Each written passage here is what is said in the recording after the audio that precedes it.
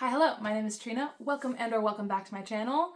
I am so happy to have you back for yet another monthly wrap-up, yet another stack of books that I managed to complete in 1 month somehow. Looking back, it's always crazy. How did I manage to read this many books? I don't know, but here we are.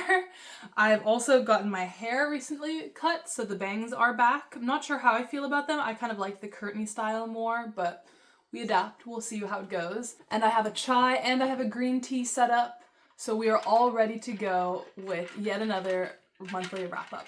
Honestly, this was kind of like a banger reading month for me. I read 15 books, and while there were some duds amongst it, it was because I was like trying new things, trying new books, putting myself out there, and just the experience of reading and trying new things was really fun this month. And I'm sure part of that joy has to come from Robin Hobb, which we'll get to, because reading her books just makes me like love reading even more.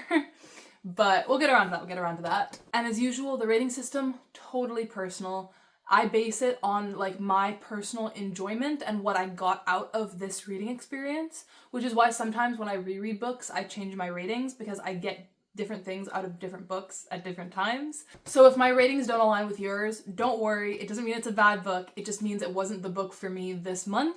But if any of the books I rate lowly are your absolute faves, feel free to advocate for them in the comments, and then I'm happy to give them a shot when my head is more in the game and I'm able to enjoy them more. But with that, let's rewind the clock to the beginning of June, where I finished my very first book, The Resurrectionist by Rae Dunlap.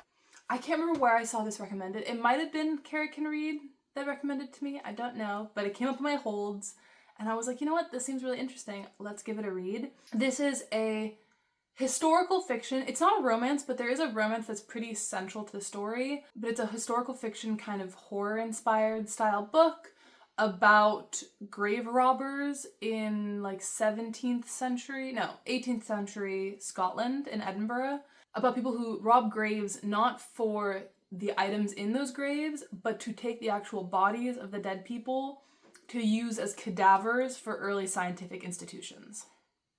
Now, what you need to know before I give my rating, that concept is instant horror for me, because I have like a personal, I don't want to say ick, but like I have a personal thing about dead bodies and cadavers and the way that like medical TV shows and then like medical people in real life treat cadavers as if they like weren't real people, as if they like don't matter, and like that kind of like carelessness freaks me out all on its own. Like I can't watch Grey's Anatomy. It's like a horror show for me because I can't handle them practicing on cadavers and treating them so carelessly.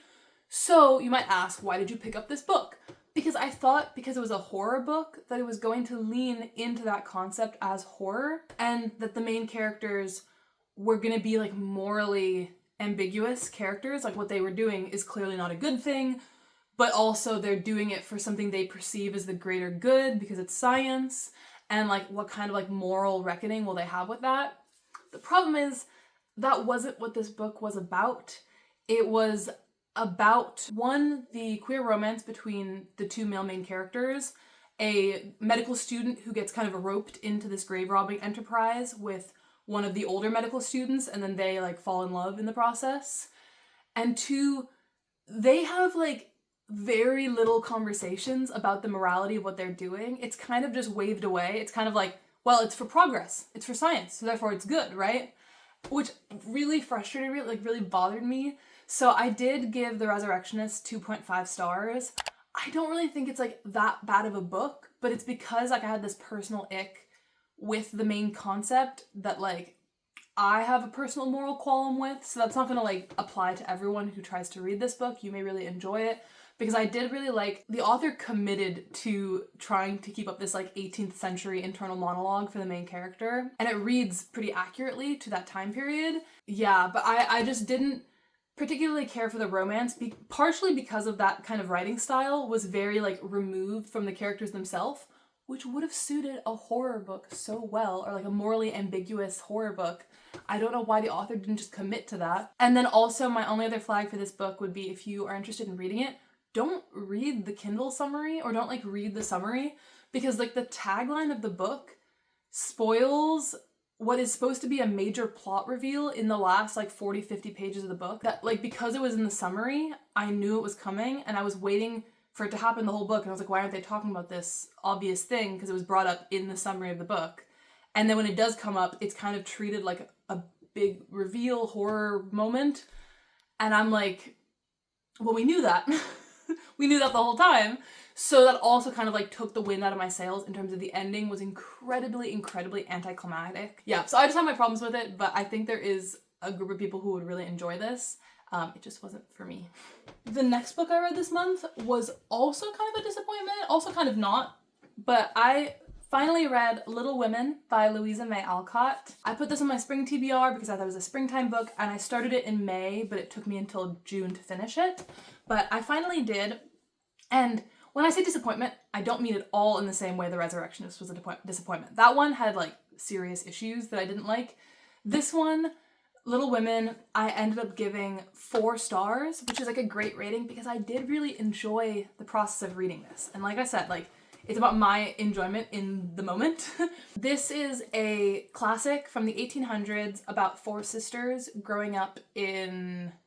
I always forgot where it's supposed to be based. I think it's supposed to be based in Massachusetts because that's where Louisa May Alcott was from, but I might be wrong about that. But in the northeast of the United States, and their father is off fighting in the Civil War, and because of that, they're all like kind of asked to grow up a little bit in the beginning of the story and take on more responsibility for their family to help out their mother. And it kind of is a book about the lessons that teaches those girls. And then the book follows them into early adulthood as they like get married and all of those things. And I would say I know this is a children's book. Technically, it was written for Puritan American society in the 1800s as like a series of lessons for young girls. It just, I guess I've just seen people say it's like their favorite book of all time, that it's undeniably 5 stars. And for me, I felt like the lessons were so heavy-handed that I struggled to see the story around it, which is maybe not fair. It just wasn't what I was quite expecting based on my experience. And I think, honestly, I probably shouldn't have watched the movie before reading this. I feel like if I'd read this on its own, maybe when I was a little bit younger, it would have been 5 stars. But just where I'm at now, and because I've watched the movie, I was just sitting around waiting for like the character moments. And I felt like there was just a lot of lecturing about like a woman's role in society, and not all of it as modern as I was expecting based on when people talk about this book. The things I do really love about this is the sisters' relationship. The relationship between Jo, Amy, Beth, and Meg is so real and sweet, and obviously it's based on Louisa May Alcott's own sisters, and you can totally tell because like she just nails that sister dynamic in young life versus like then growing into adulthood and then bringing all of the love with you but letting go all of the pettiness, and that kind of dynamic is just really brilliant. And I love Jo, I love Amy, on Meg. I love Beth. Beth was so sweet. I liked their dynamic so much, which is why I think the first half of this book is the best part, and then the second half, when they are adults and they are all separated, I feel like the book loses a lot of its charm and a lot of its what makes it so magical, unfortunately. That's not to say I don't like Laurie and the romantic relationships that occur in the book. I do like Laurie and Amy. I actually enjoy that they end up together. I think that I'm happy that Jo didn't end up with Laurie personally, because I think she should have been independent and single. That being said, then I hate that Jo does end up with someone, this like random ass moralizing 40-year-old man. I don't like him. Why is he there? Like, why did we just get thrown this guy like 300 pages into this book and we're supposed to like want him to be with our main character? Absolutely not. Absolutely not. I despise that man. I also despised Meg's marriage, and like I have nothing against the dude that she married, honestly. Like I'm sure he's fine. But all of their chapters, all of Meg's chapters after they get married just become like moralizing lessons of like, when you're married, you need to make sure your husband has a nice, warm home to get back to at the end of the day. I'm just like, why am I reading this? Why am I reading this right now? Like, why? So, no, I hated Meg's chapters in the second half of this book, and that, like, I couldn't give it 5 stars after that, despite how much I loved the first half and the sisters. So, yeah, that is my hot take about Little Women, is that it wasn't a 5 star for me. Although I can acknowledge the parts that were beautiful and amazing, there were these little things that got to me and like took away some of that enjoyment. But I don't not recommend it. I just think that like I went into it with the wrong expectations, and I should have kept more in mind that this was written in the 1800s, and therefore there are certain moral sensibilities attached to it that I should have expected. But that is Little Women by Louisa May Alcott. The next book is a total tonal switch. It's a contemporary romance. I read a couple of romance books this month that you'll notice for a video that will come out at some point, I'm sure. But the first contemporary romance I read in the month of June was First Time Caller by B.K. Borison. This was my first B.K. Borison book, and I had a good time with this. Like, I really did like the characters, and this is the first contemporary romance I've read in a second, and I feel like it was a good way to come back into it in terms of I knew a lot about the book coming in because it's been so popular online recently, and I really love the cover art.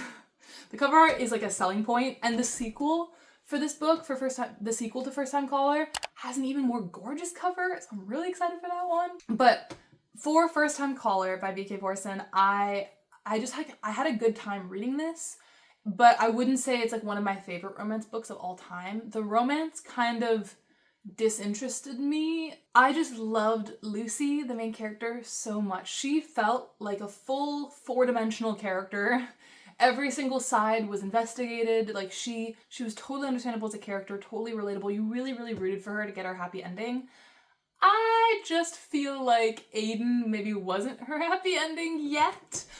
Nothing against Aiden. I also really did like Aiden's character, and I feel like while his reasons for being so like standoffish, closed off, emotionally distant are explained later in the book, I feel like they're explained and then he's like, wow, I'm cured. I've now recognized this part of myself, so now I'm fixed, so now I'm gonna go get the girl. And I'm like, Aiden, I love you. I would pay for your therapy. Could we maybe have gotten the reveal of why he was the way he was a little bit earlier in the book? Like, this was not a short book. This was over a 400-page romance. We had so much space to take out one of the many misunderstandings between Lucy and Aiden, and instead have Aiden do his like self-actualization earlier and work through it throughout the book. Like, this isn't a romance book where Lucy is the only perspective. Aiden is one of the perspective characters, and I feel like we get a lot less from his development than we do from Lucy's. So I did give this book 3 stars, mostly because of the ending bit. Like, I remember getting annoyed because there's like a big romantic gesture at the end that, oh, now I remember. It's like a personal pet peeve of mine in romance. When the big romantic gesture in the end is by the character who's done something wrong, and that character enlists all of, in this case, Lucy's friends and family to help him with the romantic gesture. And I'm like, well, no, you did something wrong. Don't like make all of her friends help you apologize. You soul search and you apologize like yourself, and then in the future involve them in some romantic gesture. But for me, like, big romantic apologies should be like personal, and you shouldn't be like enlisting the help of her friends and family to like make the apology feel more real. I don't know. The personal beef that I have with that specific trope in the ending. And I remember that like leaving like a sour note in my mouth. But overall, I did like this romance. I had a really good time with it. I liked the characters. I was like, Lucy deserves better. But I am really excited to read the second book here, because not only is the cover gorgeous, but we are introduced to the 2 characters that I believe will be the main characters of the second book in this book. And the male character is like a goofball, lovable, like kind of diva character in this book. And I hope sometimes I've read romance books where you're introduced to the character ahead of time and you know when they're like a sassy, funny, jokey side character, and then when they become the main character, then the author turns them into like a brooding dark romance love interest, and you're like, why was that? I would really love for that not to happen with this one. I would love to read the sequel about this like funny diva character from First Time Caller, but we'll see when that book comes out. I have high hopes just because I do love the concept so much. But yeah, that was First Time Caller by B.K. Borison. A solid romance with its flaws. The next book I listened to on audiobook, and that was Forest Euphoria, The Abounding Queerness of Nature by Patricia Onyewu-Kaishen. The story of how I found this book is really random because I think it's a new release, but I got one of those like marketing emails from Goodreads, and you know what? Like, they got me there, where it said like Robin Wall Kimmerer recommends this new release. Robin Wall Kimmerer, if you don't know, wrote Braiding Sweetgrass and Gathering Moss. I haven't read Braiding Sweetgrass yet, but I loved Gathering Moss. And I was like, sold. Robin Wall Kimmerer recommends a book, and it's about queerness in nature. Sold, absolutely. So I found the audiobook on Spotify Premium and just started listening right away. I did really like this, especially because a lot of the audiobook I listened to while wandering out in the forest near where I live, and it was like a rainy day and there was so much moss and lichen around me that I feel like I was able to actively participate in a lot of the nature watching commentary that Patricia on a new Kaishan talks about in this book. Like, I was able to participate with it.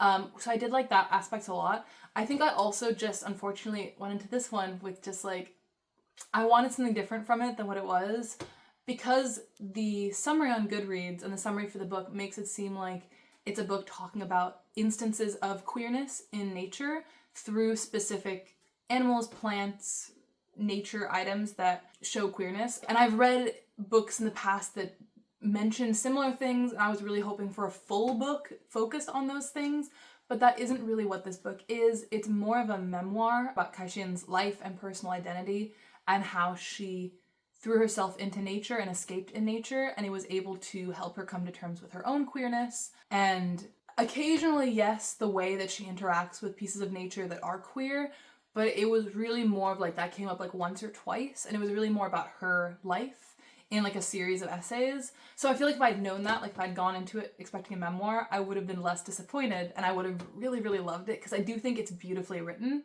And I do think there's a lot to be said about the way that this book talks about the relationships between people and nature in a way that I just love. I just, unfortunately, was expecting something that was more like nonfiction science focused on specific species and examples and like case studies, but it's more of a case study of herself in relation to nature, which is so fun. And I did really still enjoy it, but I ended up giving this 4 stars instead of like the 5-star I thought it would be, just because of that like disconnect. But I still really did love it, and by the end, when I like adapted to what the book was about, the last couple chapters especially hit so hard. So I can only recommend wait until it's like a drizzly rainy day, put in headphones, find this audiobook on Spotify Premium if you have it, and then go out for a walk. And I feel like it's like the best way to experience this audiobook. God, I need to speed things up. Next up, I read a library book that I talked about in a reading vlog, so I won't talk about it super long, but I read Equal Rites by Terry Pratchett, which is one of his Discworld books, specifically the first book in the Discworld Witches series, which now I've dedicated myself to reading all the Witches books before going back to the other Discworld books. I don't really know if you're supposed to do it in that way, or if you're supposed to read Discworld from beginning to end, like skipping between the series.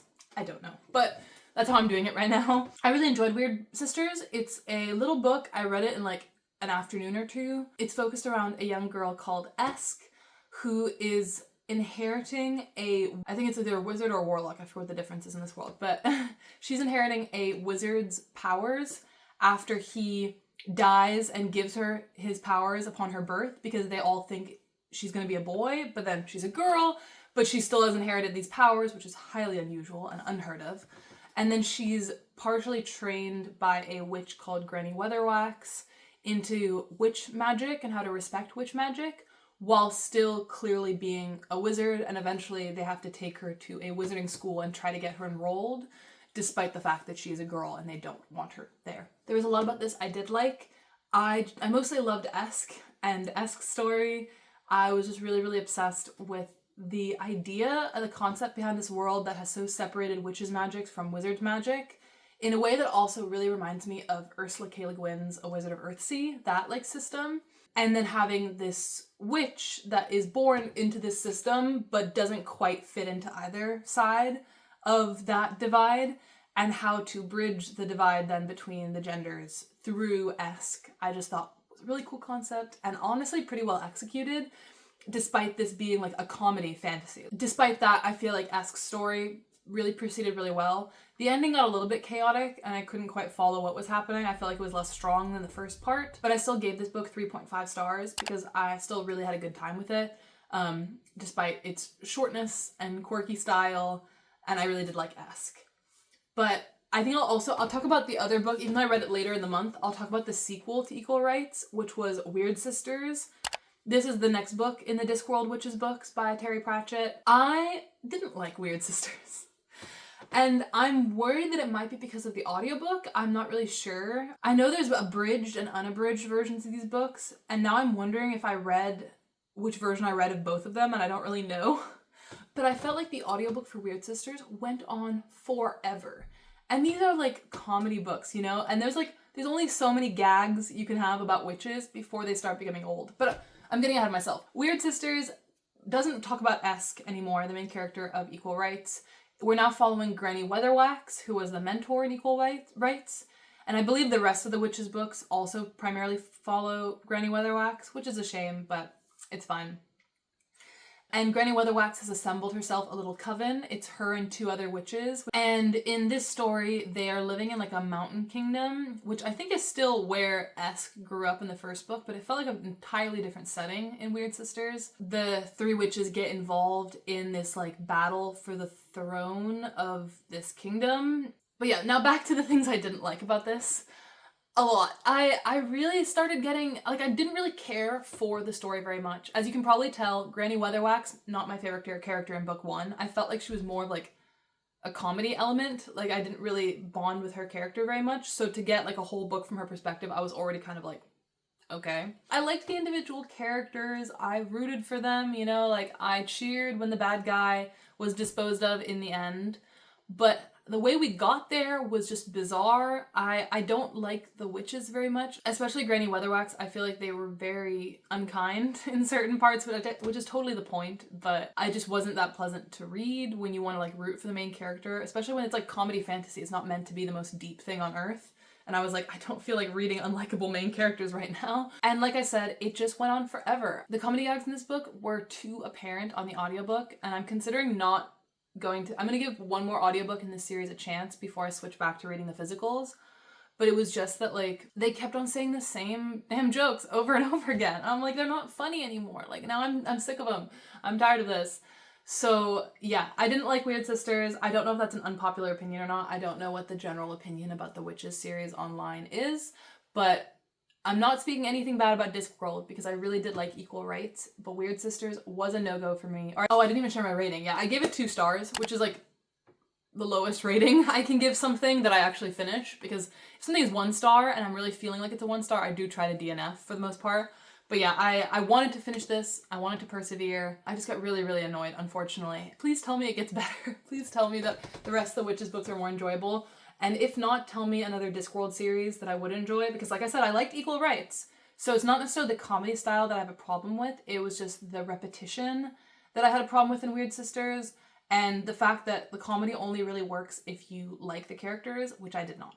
Next up, another romance book. I read Afterlove by Tanya Byrne, which is a YA romance about a girl who dies, unfortunately, in the first part of the story, and becomes like a Grim Reaper, essentially. Like, the parts of this that I liked the most were the beginning parts. We are given Ash's actual life, and we're like thrown into her teenage existence, her troubles with her parents, who love her so dearly. She's from an immigrant family and an immigrant community, and she struggles with like their expectations for her versus what she's realizing is her identity as a lesbian woman, and how to share that information with her family and how they would feel about it. And she's told her mom, and I think the way Tanya Byrne writes this like conflict and relationship between her and her mom, where they love each other so much. They want to be what's best for each other, but they also have their own prejudices and biases, and that brings them into conflict. And I just thought that was so well portrayed. And Ash's relationship with her sister in the beginning of the part of the book was really good. And I also really loved her falling in love with Poppy, her love interest. Although Poppy is kind of like a manic pixie dream girl in the beginning, I think that she is given a lot of character growth, and that is kind of just like who she is, which I like as well. So I loved so much of this book, and it probably would have been a 5-star romance, but unfortunately, the supernatural elements when she becomes a Grim Reaper and like is entered into this world of the afterlife and then reunites with Poppy and that whole conflict, I didn't love. So I ended up giving this book 4 stars just because there was that part in the middle that I was like, it's not perfect, but I do feel like the beginning and then the ending saved it for me. And so like that lull in the middle, I was like, fine, that's fine. I'm still gonna give this 4 stars because the ending also did make me cry and made me really emotional. And yeah, it was really beautifully written. I think that Tanya Byrne is an incredible writer, and I kind of want to read more, especially sapphic romance from her, because I really did love that part of it. I just kind of wish that this wasn't a book about Grim Reapers and dying, because I felt like the beginning part, it was kind of just like a regular contemporary romance shtick, worked really, really well. So yeah, but I can't have everything I want, so. I am, as usual, going too slowly. Sorry. Once again, we will make an attempt to speed things up, but I do love these books and I just want to talk about them, so if this video does become ridiculously long, put it in 2 times speed. Let's zoom through it, but I do want to give these books the time they deserve. Especially this next book, Assassin's Quest by Robin Hobb, was finished this month. I do have a whole long-ass reading vlog reading and reacting to this, so my opinions are fairly well known. This was my first 5-star read of the month. I love Robin Hobb. I love this series. I love Fitz. I love The Fool. I love her writing most of all. Like, I'm not going to say that the story is perfect because I do talk about in that vlog the ending was kind of abrupt and I wasn't the biggest fan. I do think Royal Assassin is the better book in this trilogy, the Farseer trilogy. That being said, I couldn't not give this 5 stars because reading Robin Hobb's writing makes me feel like I'm in this world. It makes me feel like I'm inside Fitz's head and I'm like trying to scream and shout and get him to do something, but he's not listening to me. It really just sucks you in. Like, despite this book being over 800 pages, I didn't feel that at all. I never felt like bored or that I struggled to get through it or pick it up. I loved every single second of it. So this is a high fantasy series, book 3 of like 16 in total in this world, and I'm very excited to continue with the world. And I highly recommend giving Assassin's Apprentice a shot and seeing if the writing style works for you, because I just think that Robin Hobb can write, and I love it. I'm so excited to continue on with The Realm of the Elderlings very soon. Next, I listened to another nonfiction audiobook. This one was a memoir, and I knew it was a memoir going in. I listened to Legacy, A Black Physician Reckons with Racism in Medicine by Dr. Uché Blackstock. I loved this so much. This was a combination of memoir with kind of notes and thoughts about the medical system and the way that the medical system in the United States treats Black people, but also Black women, and also people of color and people of all economic status, but also especially low-income people. Like, there's a lot in this, and I think that Dr. Blackstock does such a great job at following her own life with the anecdotes and the lessons and story building and nonfiction building that she puts in. Just, I don't even know what I'm saying anymore, but I really enjoyed this audiobook. She narrates it herself, which I love, and I did end up giving it 5 stars just because I finished it and I was like, flawless. I can't think of any flaws it had. I really learned so much from this. I cried, I was emotional. Uché Blackstock talks about her mother passing away when she was very young, and her mother was also a physician and how that affected her career trajectory, and the way that she interacted with the medical system was so inspired by her mother, and just, it was really beautiful. So that like emotional thread throughout the book also tied it all together. Delicious. It was so good. I can't believe I haven't read this before.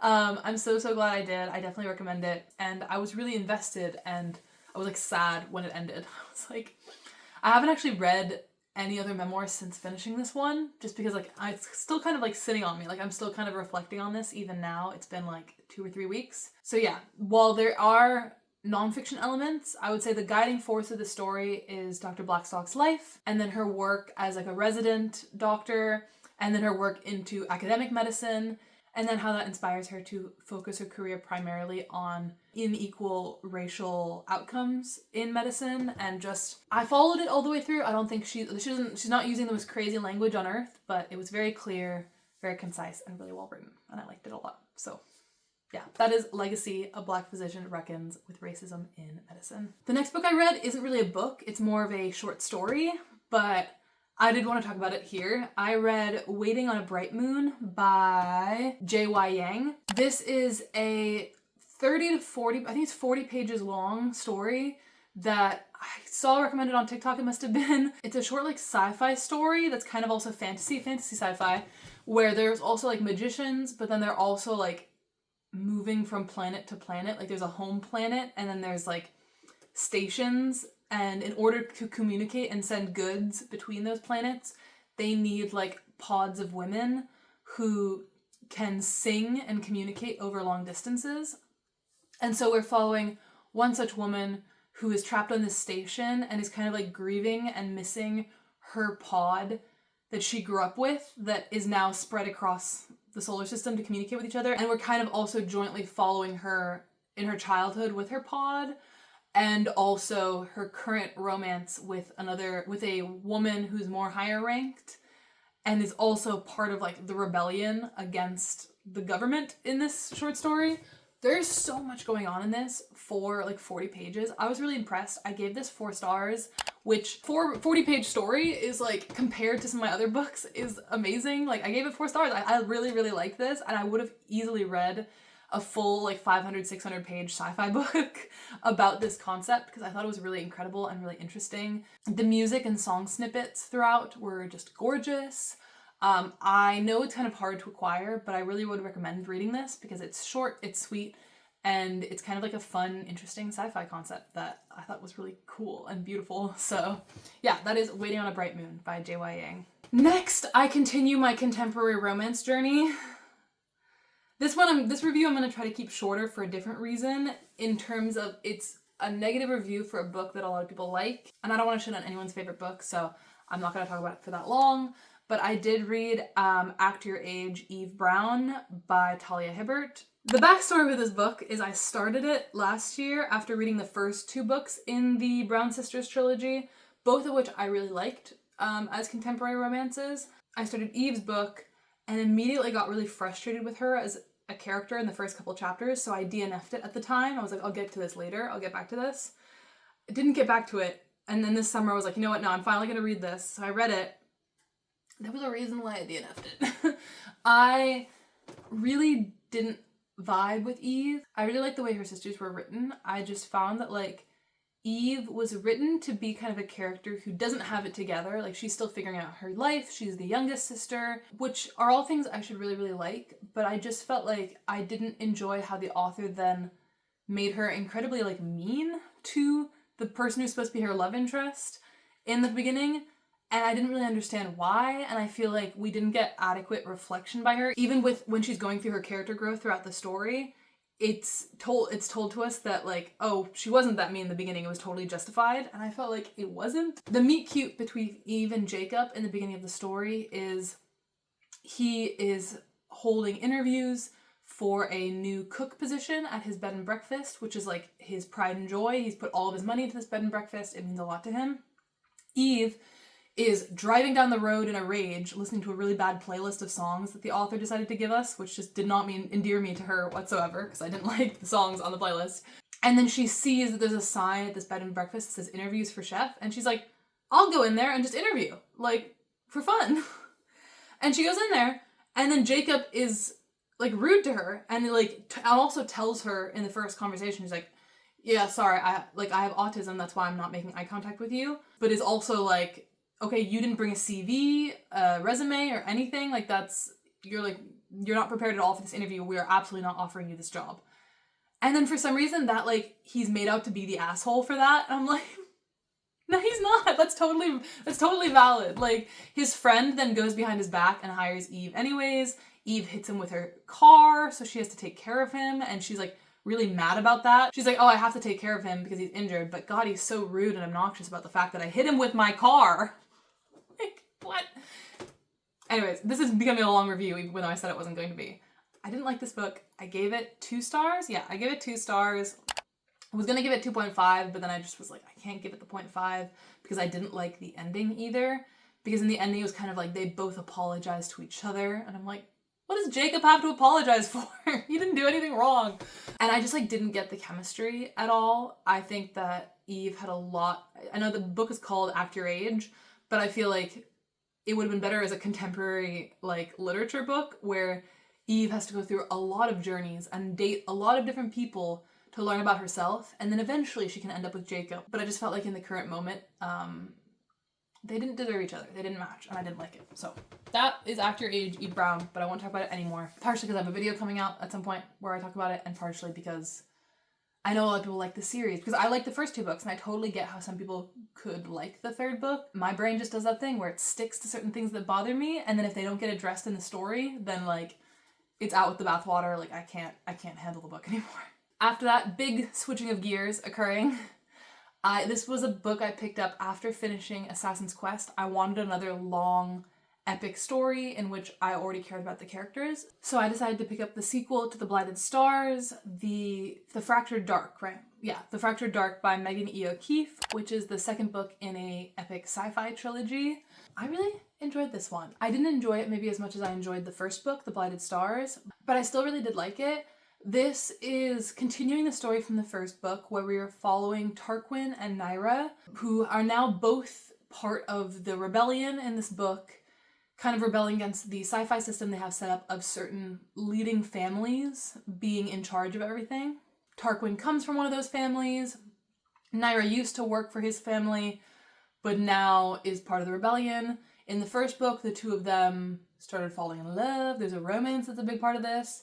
And now we continue the story in the 2nd book, which is kind of, I can't give any more details than that without spoiling the end of the first book. Their romance is continuing, which is important to note, because I feel like that is the weaker point of these books, is, especially in this book, we devote so much page time to Tarquin and Nyra's romance, and maybe this is just personal preference, but in my epic fantasy books where there's romance, I like it to be sprinkled and hinted and let me draw the connections and, like, let me, like, yearn for them. I felt like their romance was shown so explicitly on the page constantly at the detriment of the rest of the story. Like, if there was space for both things, then I would have been totally fine with how much of the romance we got, but instead, I felt like the book skipped a lot of really important plot scenes that I was more invested in terms of the sci-fi plot, and then included a lot of, like, just conversations between Tarquin and Nyra. And I'm like, we get it. They talk to each other. That's great. I love that they talk to each other. I love them together. I totally want them to end up together at the end of the series. That doesn't mean we need to see every single conversation they have together at the expense of really important plot moments. And my main example for this is that there is a moment when Nyra is reunited with a really important person from her past, like a really big moment for her that's totally led up to in the story. We get a couple chapters talking about it. And then they meet, and then the next chapter jumps into Tarquin's perspective, not Nyra's, and Nyra coming back and being like, yeah, I just had a long talk with that person. It was really good. And I'm like, we don't get to see that conversation between them? What? And it ended up making that reunion feel very stale. We also get introduced to a lot of new characters in this book that their intro scenes or the scenes that are supposed to make us trust and like them as the characters are skimmed over and, like, rehashed later. Like, oh yeah, that happened and now we trust this character. And I'm like, show that to us on the page. So yeah, because I like The Fractured Dark less than The Blighted Stars, I did give it 3.5 stars, aka a half star under what I gave The Blighted Stars. I still obviously would not have read this 650 page sci-fi book if I didn't like the story. So 3.5 may feel kind of low, but it's, like, relative to what I gave the first book. And I do feel like the pacing really, really suffered. And I'm like, this book would be so good if the editor could have just, like, prioritized the sci-fi plot over the romance. You know what I mean? I don't know, maybe it was at the time, like, being really heavily marketed as a romance, so they needed that kind of balance. But I do feel like, as much as I like Tarquin and Nyra together, they don't need to be center stage in a very complicated and detailed epic sci-fi story. You know what I mean? So yeah, that was my complaint with The Fractured Dark, but I'm really excited to read the 3rd book and see how the plot wraps up and continue on with it. Okay, we're coming up on the last books of the month, which are all just bangers. Bangers, bangers, bangers. The first book I read near the end of the month was Her Majesty's Royal Coven by Juno Dawson. Surprise, surprise, the week after I filmed my video about every series I'm currently in the middle of, I started a new series. Whoops. But I deserved this because I really, really wanted to read it. Her Majesty's Royal Coven is an urban fantasy following a world in which there are witches born primarily to witch lineages, but also can be born outside that, and there are also warlocks born, but they're generally kept separate. Witches tend to be more powerful overall, and they kind of rank powers by like levels, so witches can reach like level 5, but most warlocks don't go over level 2, level 3 at the most. And there was a war, like a civil war within the witch and warlock communities some years ago before this story starts. And we're now following some of the main veterans of that war who also grew up together in the same coven. One woman who's like the leader of Her Majesty's Royal Coven, which is like the main organization in England. One girl who left that coven in order to start her own called Diaspora, that prioritizes the needs of people of color who are also witches, who tend to be shunned by Her Majesty's Royal Coven. And then one girl who's kind of separated herself from witchcraft entirely and just wants to work as a vet because she lost her husband or fiance, I think, in the war, and also her twin sister, and is just really, really struggling with the after effects of that. But the real draw of this story that's really, really interesting to me is it's kind of like a massive allegory for the current rise in transphobia in England, in terms of they discover a young person in Scotland who is incredibly magically powerful, and they don't understand how this person could be so powerful because they believe that she is a boy. But throughout the story, it's revealed to us that this character is a girl, and that is why she can be so powerful, because she's trans and like now she's a witch, so because witches have more power. One of the characters cannot accept that. I'm giving way too many details about this book. I'm so sorry. I just described to you like the entire first 25% of the book. But, okay. Read it. It's so good. I gave this book 4 stars, 4.5 stars, somewhere in that rating. I don't think it was perfect. The writing in terms of like a fiction fantasy story was a little bit not developed, but it's one of those books in which I got super obsessed with the concept and I got really obsessed with the characters. I love the characters. They're so real and fully written. And if you told me Juno Dawson based these characters on real people she knew in her life, I would absolutely believe you, because like they are so real to me. Yeah, I'm so excited to read the second book, but I'm still waiting on my library to acquire it. And I'm like, please, please. This is a book that deals with social issues, which I like my fantasy books to do. I like my books to do in general, is like reflect real life conflicts and real life issues that we deal with. I like that part of it, but I also felt like I wasn't being lectured to. Like it flowed very natural with the story, and the allegory just worked really, really well. So yeah, I really loved Her Majesty's Royal Coven. So excited to continue that series. And the third book is coming out in like beginning of August, beginning of July. I actually don't know when the third book is coming out. Relatively soon. So I want to finish the second book and then get my hold on the third book immediately. The next book I read is another physical TBR book. I finally got around to reading another James Baldwin. I read Another Country. And I will say off the bat, I didn't give this a rating.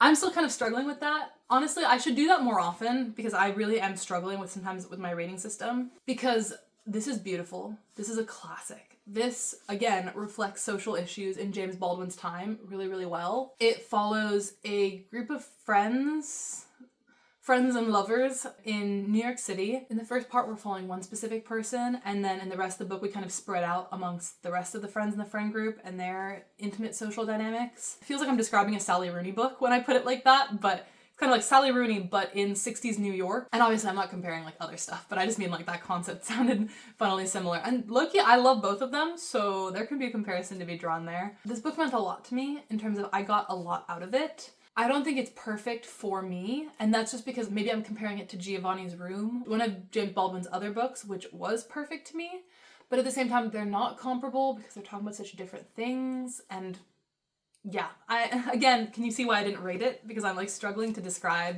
what this book meant to me. The first majority of the book wasn't quite my cup of tea. I wasn't really enjoying the way James Baldwin was writing, especially his female characters, but I just felt like there was a lot of character building that wasn't really going to go anywhere, and I was not trusting the process, let me tell you. That was my mistake. Because when we get to the last part of the book, it all comes together so beautifully. I love the conclusion to this book more than words can say. There's a sex scene in the final part of the book that is just the most beautiful, intimate capture of love and care between two characters that I've ever read in my life, that I'm like, it was worth it for the writing in the first couple parts that I wasn't as big of a fan of, because it all was necessary to build that final section that I just adored so much. So not gonna rate it, really loved it. Really excited to continue reading James Baldwin because his writing is so special to me, and when it hits, it really hits. So I would recommend this book to people who have maybe tried other James Baldwin and enjoyed it, because then I think that there will be parts of this that you will enjoy, especially if you like Giovanni's Room. I think continuing with reading other James Baldwin is absolutely worth it, because it's just worth it for the last part of this book. So stunning. And then we are finally at the last book I read in June. We made it. The last book I read in June was A Gentleman's Gentleman by T.J. Alexander. Another romance. This one a historical Regency romance that is both a gay relationship in the Regency era, and also the main character is trans. And I think that part is written incredibly well. I really did like this romance. I thought it was really sweet. Especially, I would say the first, what would I say? The first 50% of this book was perfect. I really liked the introduction between the characters. There was like a little bit of rivalry, a little bit of like testing each other out. Like, I don't really know if I'm gonna like this guy. And then learning to trust each other relatively quickly. Like, they were not drawn out in the rivalry section at all. But I will say in the second half, the pacing got a little bit quirky, where all of a sudden we started speed running plot points. Like, everything under the moon was happening to these characters in the last 50%. And I was like, whoa, either write a longer book, or maybe you could have like taken out one or two side characters that didn't need to be there. I liked it, even if the ending wasn't like my favorite thing ever, so I did give this 4 stars. I think it's a really good Regency romance if you like that like historical romance Regency vibe. Maybe it's not even Regency. I don't know, the setting kind of reminded me of Downton Abbey in terms of like wealthy person living in a big house with like servants, and like the servants have their own gossip and lives. I don't know. This book could be from many eras, but if you like Regency Victorian England kind of romance settings, I think you would love this. I really enjoyed it. I thought it was really cute. I was definitely rooting for the main characters. And there's like a twist near the end that isn't really a twist, because I kind of guessed it very early on. And it's not a horror book, you know. There's nothing wrong with me guessing a romance novel's twist early on in the book. But I really did like that twist, so I'm happy it happened. Like, I guessed it. I was like, oh, I hope this happens. And it did. And I was like, perfect.